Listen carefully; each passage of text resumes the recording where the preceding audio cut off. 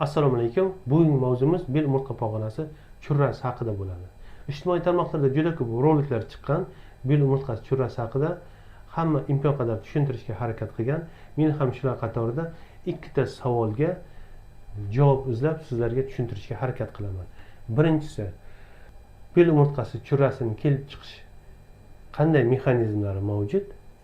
Ikkinchisi, nima uchun ba'zi kasallarda bel umurtqasi churrasi bo'lganda so'rilib tez yaxshi bo'lib ketadi. Ba'zilarda yaxshi bo'lishi, ya'ni churrasi so'rilishi qiyinroq bo'ladi. Mana shu ikkita savolga imkon qadar javob berishga harakat qilaman. Undan oldin bel umurtqasini anatomiyasiga ozroq qaytmoqchiman.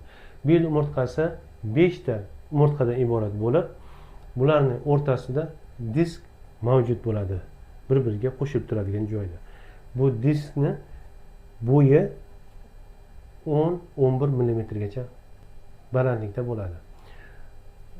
Uni ko'ndalang kesib ko'radigan bo'lsak, atrofi fibroz qalin halqadan iborat, o'rtasida yadrosi, pulpasi mavjud. Xala diskga o'xshaydi. Diskning vazifasi birinchisi yuqoridan kelayotgan og'irlikni simmetrik, ya'ni teng taqsimlab pastga o'tkazish. Ikkinchisi amortizatsiya, ya'ni elastiklik vazifasi mavjud. Uchinchisi umurtqa pog'onasini harakatchanligini ta'minlash. Shu 3 ta vazifasi mavjud bo'ladi. Endi boyagi savollardan birinchisiga keladigan bo'lsak, bel umurtqasini churrasini qanday kelib chiqadi?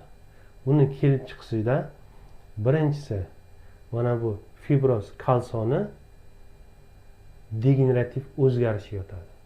Ya'ni degenerativ o'zgarishi degani bu oldin suvga boy, elastik bo'lgan bo'lsa, asta-sekin yosh o'tavergandan keyin, odam qarayvergandan keyin bu yuqorida yuklama tushish natijasida va suvning kamayishini hisobiga disk yassilashib boradi va shuning hisobiga suvsizlanish paydo bo'lib, fibroz kalsoni zaiflashishiga olib keladi.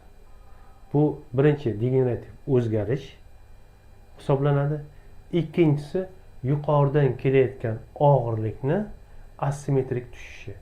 Ya'ni umurtqa pog'onasini bitta o'q deb oladigan bo'lsak, to'g'ri chiziq o'q deydigan bo'lsak, shu og'irlikni to'g'ri chiziq o'q bo'yicha emas, ma'lum bir burchak ostida ma'lum bir tarafga qiyshayib og'irlikni tushishi, ya'ni og'irlikni asimetrik tushishi natijasida pulpaga og'irlik to'liq to'g'ri tushmasdan bir tarafga ko'proq tushishini hisobiga yuqori bosim ostida fibroz kalso zaiflashgandan keyin uni yirtib churra hosil qiladi.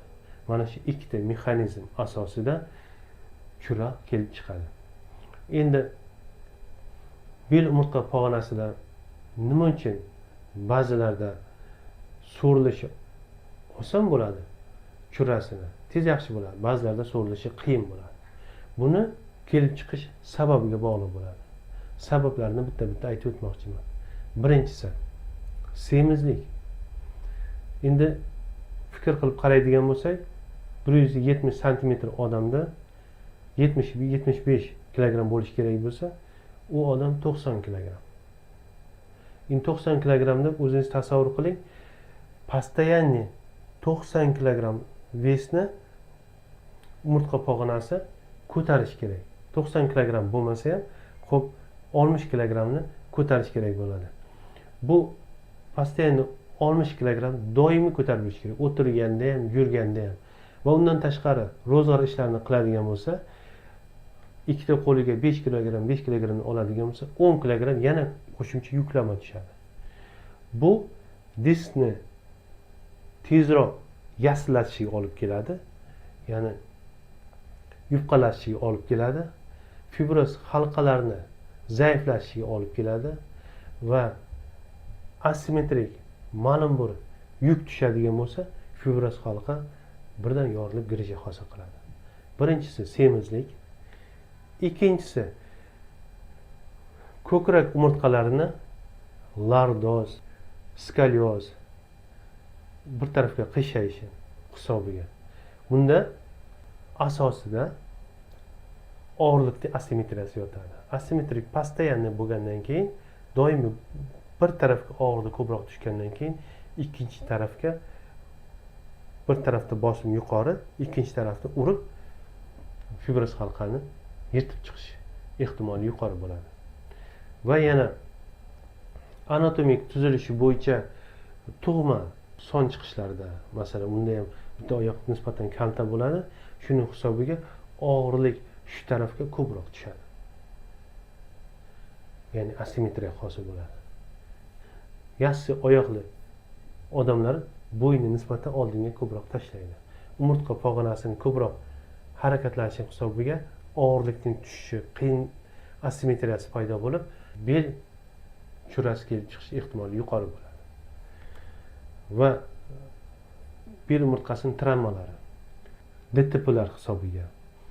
Shu yerda bel umurtqasiga kelib urilgandan keyin bel umurtqasi orasidagi disklarning travmasini hisobiga fibroz kalsiyalarning halqalarning yirtilishi hisobiga kelib chiqadigan churralar. Va yana bitta asosiy sabablardan biri bel umurtqasini ushlab turadigan bel mushaklarining zaiflashishi, ya'ni tonusini pasayishi.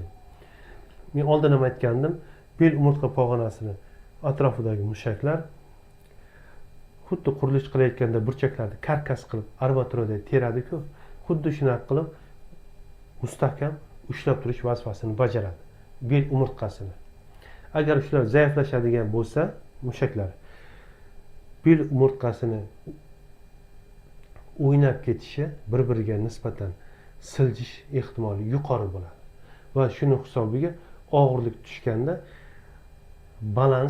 og'irlik balansi o'zgarishining hisobiga fibroz halqa yorilishi mumkin. Va yana yoshga xos o'zgarishi dedik. Masalan, 40-45 yoshdan keyin disk asta-asta eskirib boradi. Boya aytganda degenerativ o'zgarishlar vujudga kelib boshlaydi. Ya'ni suv miqdorining kamayishi, elastikligining pasayishi hisobiga bel umurtqasi orasidagi disk yassillashib boshlaydi. Va shuning hisobiga umurtqaning harakatlanishi chegaralanadi. Va ma'lum bir yuklama tushgandan keyin fibroz halqa yirtilishi ehtimoli yuqori bo'ladi. Ham vazni normaga nisbatan yuqori bo'lgan semiz insonlarda va ko'p o'tiroq holatda ishlaydigan, ishga boradi, kompyuterda ham semiz, harakati kam, jismoniy faolligi kam bo'lgan odamlarda grija qayta so'rilishi past bo'ladi. Sabab mana shu bel mushaklarini tonusi past, ya'ni mushaklarda kuchsizlanishi yuqori. Shuning hisobiga ham umurtqa pog'onasi stabilligi pasayadi, disk churrasining so'rilishi qiyinroq bo'ladi. Endi buni hammasini asosida mexanizmda ikkita narsa dedim.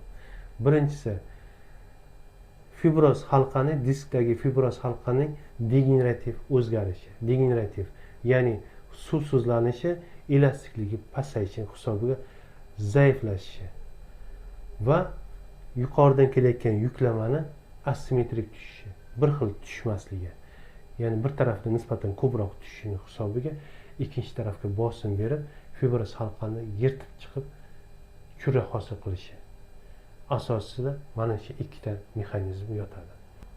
Endi tekshirishga keladigan bo'lsak, eng asosiy tekshirish metodi bu bel umurtqasi MRT tekshirish hisoblanadi. MRT tekshirishda qaysi уровеньdan chiqqan, 2, 1, 3, 4 qaysi уровеньdan chiqqan va necha millimetr, qanaqa turdagi, sentralnimi, paramedialnimi, foraminalnimi va razmeri qanaqa, qanchalik darajada siqqan. Bularning hammasini MRT xulosasida bilishimiz mumkin va neurologik tekshirishlar asosida tashxis qo'yishimiz kerak bo'ladi. Davosiga keladigan bo'lsak, birinchi o'rinda yuqoridan kelayotgan yuklamani kamaytirish, bu ya'ni belga belbog' poyez taqish kerak bo'ladi, bandaj. Ikkinchisi, qaysi tarafda grija oyoqqa bergan bo'lsa, shu tarafga qo'ltiq tayoq bilan nisbatan og'irlikni qo'ltiq tayoqqa tashlab, belni yuklamadan xalos qilish kerak bo'ladi. Uchinchisi, kam harakatlik, aktivlikni pasaytirish kerak bo'ladi. To'rtinchisi, agar vazni yuqori odam bo'ladigan bo'lsa, imkon qadar ozish kerak bo'ladi. Intervalli galadaniya, shunaqa metodlar bilan ozish kerak bo'ladi. Sonni tug'ma chiqishi bo'ladigan bo'lsa, ortopedический poyabzallar bor, shularni kiyib, ya'ni og'irlikni simmetrik tushishga harakat qildirish kerak bo'ladi. Va agar bel sohasidagi mushaklarning kuchsizlanishi hisobiga bo'ladigan bo'lsa, o'zi YouTube'da juda ko'p bel umurtqa pog'onasi grijalari, mashqlari mavjud. Shularni bajarish kerak bo'ladi. Bu dori-darmonsiz bo'ladigan metodlar. Dorilar bilan keladigan bo'lsak, medikamentozni. Birinchi og'riq qoldiruvchilar, NPVS'lar, diklofenak, ketorolac, tenaxkam. Keyingisi miarlaksantlar, midakalm. Va undan keyin protivotочный deydi, shishga qarshi bo'lgan dori vositalari, elizin esinat va mikrosirkulyatsiyani yaxshilovchi dori vositalari, pentaksiflin, trentanlarni fizratsiyaga qo'shib qo'yishimiz kerak bo'ladi.